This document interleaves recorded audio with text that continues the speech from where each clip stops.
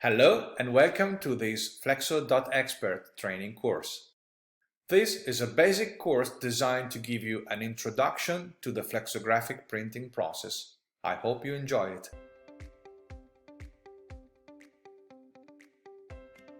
Flexography is a printing system typically used in the production of packaging.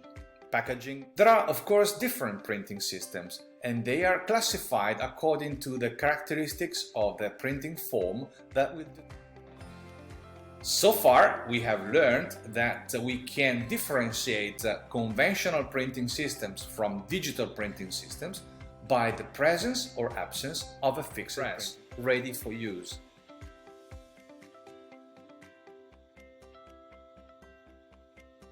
Printing directly onto the top cover of a fully formed sheet of corrugated carton is also described as post-print, as opposed to pre-print.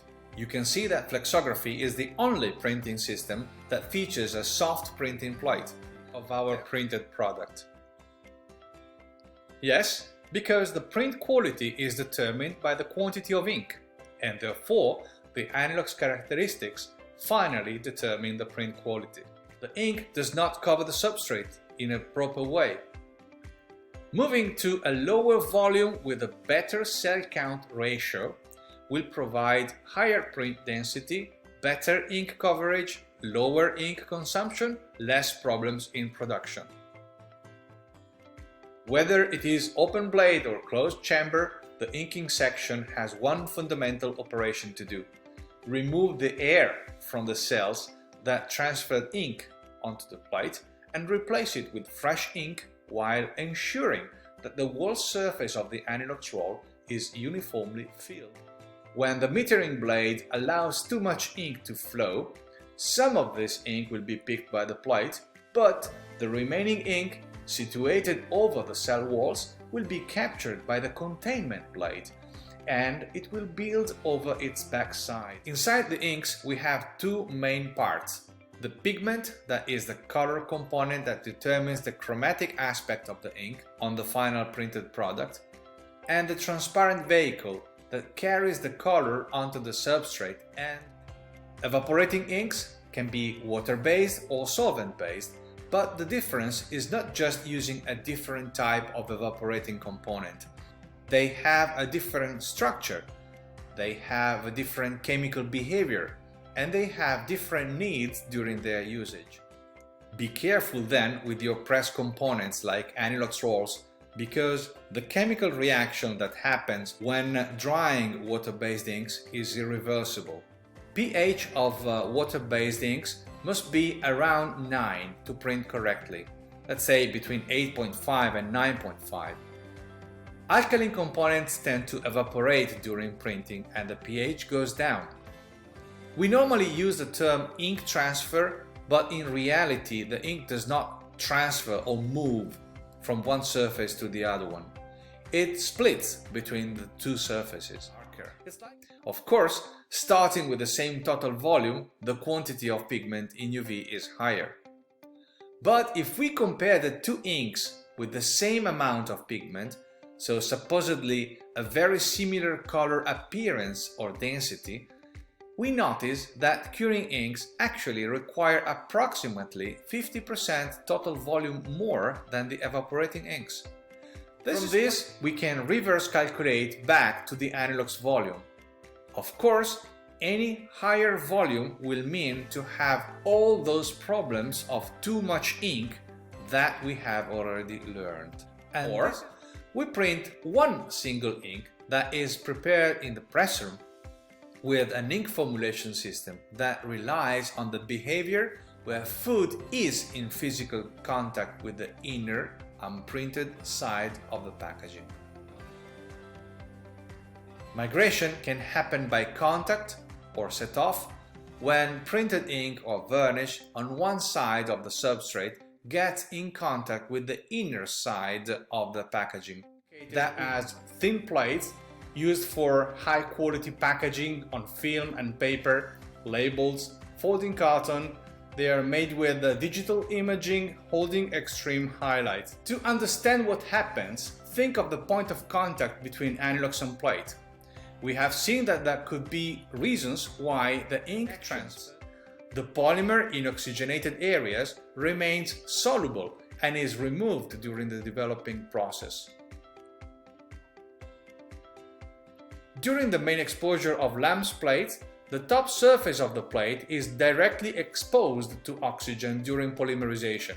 So there is indeed an interference that creates a compression that will squeeze both the plate and the mounting tape. The two materials will be squeezed according to the total indicated runout that will contribute to the precision and stability. To build up on the shoulders of print elements, both when touching the Anilox roll and when touching the substrate, resulting in unstable printing conditions with unpredictable quality results. Every substrate has its own natural characteristics of surface tension that allow the inks to wet its surface, and every ink has its own critical tension. We need to adjust the substrate wettability with a specific treatment. This is called corona treatment, where corona here is the name of the electrical discharge a too tight reel could pack and make it difficult to unwind in further converting operations. The tension settings are based on several parameters and will produce our final printed product. So our task is to make the printed product looking as much as possible similar to the original image.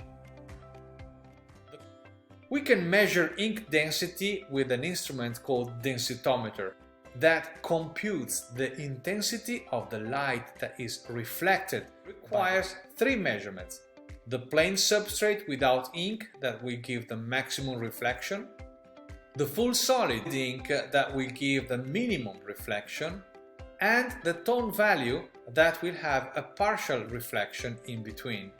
Measurement values must be used carefully and always controlling what's going on in printing. In the photo you can see the industry today is almost all set to use the latest Delta E 2000 formula. That is the one that gives color conversion will be calculated so that when printing in such condition we will obtain the desired result. This information is therefore extremely important and remains embedded in our files.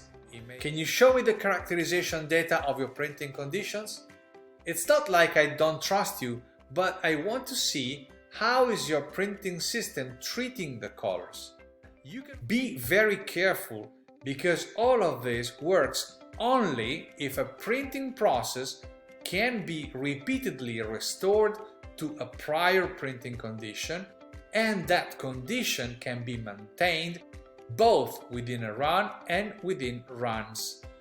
But if the behavior of the printing system is not stable, any attempt to color management is totally useless. Obviously, the meaning of color management is done in the press room does not mean to run after a result by tweaking and tricking on press settings during production.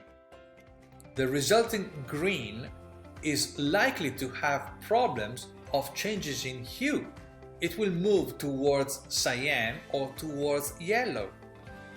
If I use a single green ink on that press, it will still have its own variability in density or darkness, but at least the hue of the green will not change. The line screen will be chosen in order to avoid that the observer could see the screening dots at the working distance of the final product. Moreover, the selected line screen shall be compatible.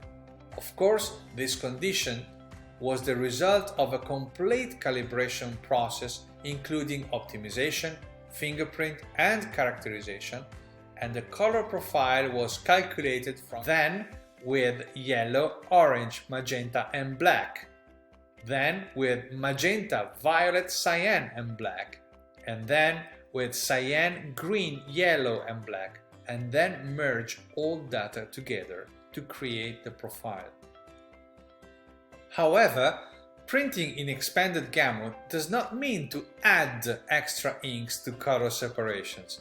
but it means to create new separations in 7 colors. If it is consistent, it is repeatable, and if it is repeatable, it is predictable. Predictability and reliability are key aspects that customers expect from production.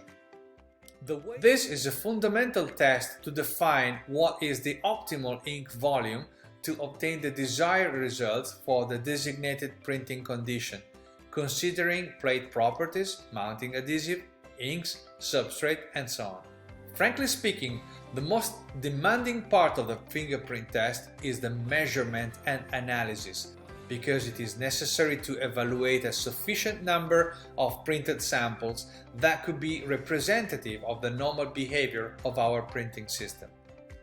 A characterization test form might include graphic elements that were already printed during previous optimization and fingerprint to confirm the stability and repeatability of the system. The plates must be compensated for dot gain and eventual gray balance. We have seen all these steps as a sequence of steps to be taken, but in reality they should be considered as a continuous improvement loop.